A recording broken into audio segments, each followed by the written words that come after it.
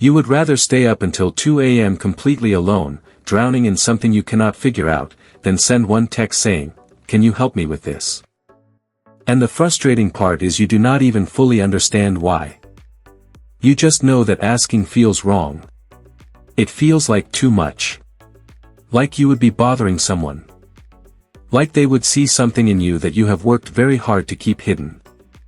Here is what no one tells you: that feeling did not come from nowhere. It came from somewhere very specific.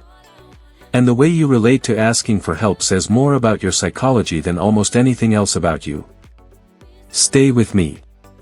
Because by the end of this, you are not going to feel broken. You are going to feel understood. Think about the last time you genuinely needed help. Not a Google search kind of need. Real help, from a real person. What happened in your body in that moment? Did your chest tighten? Did you start calculating whether the ask was too much? Did you eventually just not ask? Did you figure it out yourself, exhausted, and then tell yourself, "That is just how I am"? Here is the truth. That is not just how you are. That is a pattern. The people who struggle most to ask for help are often the most capable, most emotionally intelligent people in the room. And that is not a coincidence. It is a psychological signature. Today we are breaking down the 5 traits behind it. And by the time we reach the 5th one, something is going to click for you. Trait number 1. You learned early that your needs were inconvenient. This is not about dramatic childhood trauma. This is about something quieter, the small moments that rewired you. Maybe your parents were stressed a lot. Maybe they were emotionally unavailable in that specific way where they were physically present but completely unreachable. And as a kid, you were perceptive. You could feel when the room was heavy. So you stopped adding to it. You stopped asking for things and started handling everything yourself, because asking felt like loading more weight onto someone already buckling. And here is what that does over time. It rewires your brain to associate needing something with being a burden. It is not a conscious thought. It is a body-level belief. Research confirms this pattern. Children who feel their needs are conditional are significantly more likely to silence themselves as adults. Not because they are weak. Because they were trying to protect the people they loved. Pause on that for a second. You were not being difficult when you stopped asking. You were being protective. You were trying to make yourself easier to love. That instinct made complete sense when you were 7. The problem is you are not 7 anymore, and that instinct is still running the show. Trait number 2. You have a deeply ingrained belief that self-sufficiency is your identity. There is a certain type of person who wears independence like armor. From the outside it looks like strength. But here is the question worth sitting with. Is your independence something you chose? Or is it something you built because depending on others felt too dangerous? Psychologists call the extreme version of this hyper-independence. And what is fascinating is that it does not come from arrogance. It comes from a wound. Hyper-independence develops when you learn that leaning on people leads to disappointment. Maybe you asked for something once and got rejected, minimized, or made to feel foolish for even asking. And so you built this identity. The one who handles it.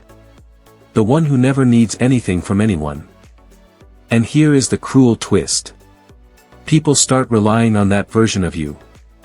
They call you strong, they call you capable, they come to you with their problems. Now asking for help does not just feel uncomfortable. It feels like a betrayal of who you are. Like it would shatter the image everyone has of you. Including the image you have of yourself. So you keep carrying things alone, because it became the only version of you that you knew how to be. Trait number 3. You catastrophize the act of asking. This one lives in the overthinking part of your brain, and if you are watching this, you know exactly what that part feels like. Here is what happens when someone like you needs help. You do not just ask. You run a full simulation first. You imagine the pause before they answer. You imagine their tone when they say yes but mean it is inconvenient. You imagine them thinking less of you. And then you think, I will just handle it myself. This is what psychologists call rejection sensitivity. Rejection sensitivity is when the possibility of a no feels genuinely catastrophic. Not disappointing. Catastrophic. Like it would confirm something you have always secretly suspected about yourself. So you protect yourself the only way that feels safe. You never give anyone the chance to reject you. You reject the ask before it even leaves your mouth. Stanford research found something striking. People consistently underestimate how willing others actually are to help. Study after study shows that being asked makes people feel trusted, valued, and needed. The rejection you fear almost never happens.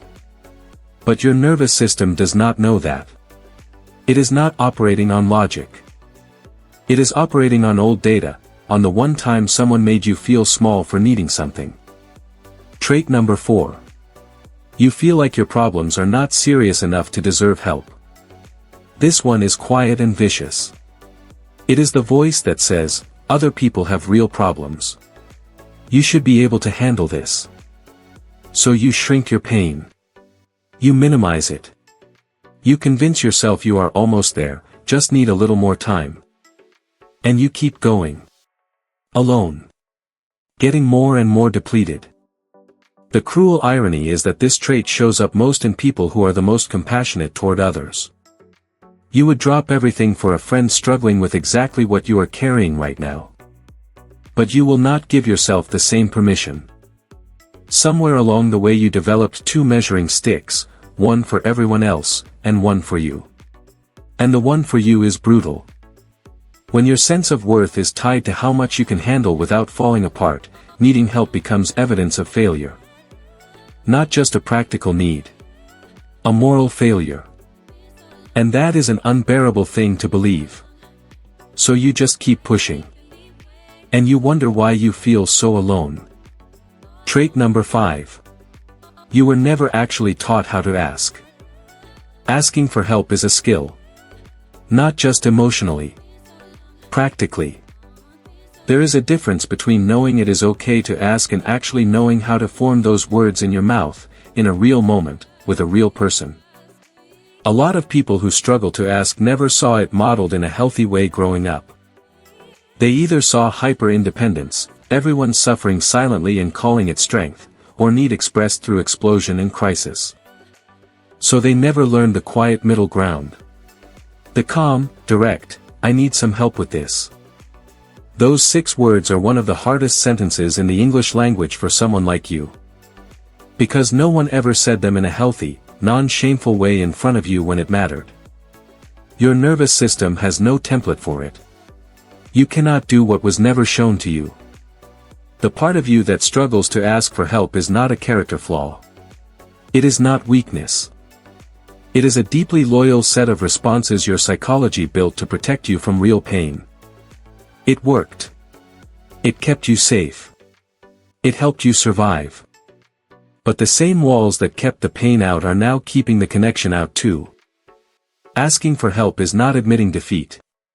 It is saying, I trust you enough to see me at less than my best.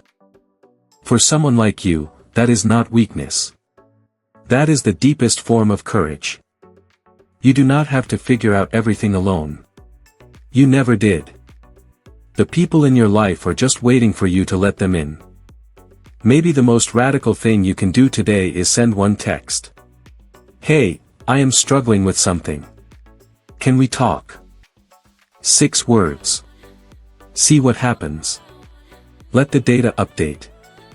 If this felt a little too accurate, drop a quiet period in the comments. Just a dot. No explanation needed. Because you have been operating on old information for a long time, and you deserve to find out what happens when you finally stop. Like to learn more about human psychology? Like, comment, and share this video. Subscribe my channel now. Thank you for watching.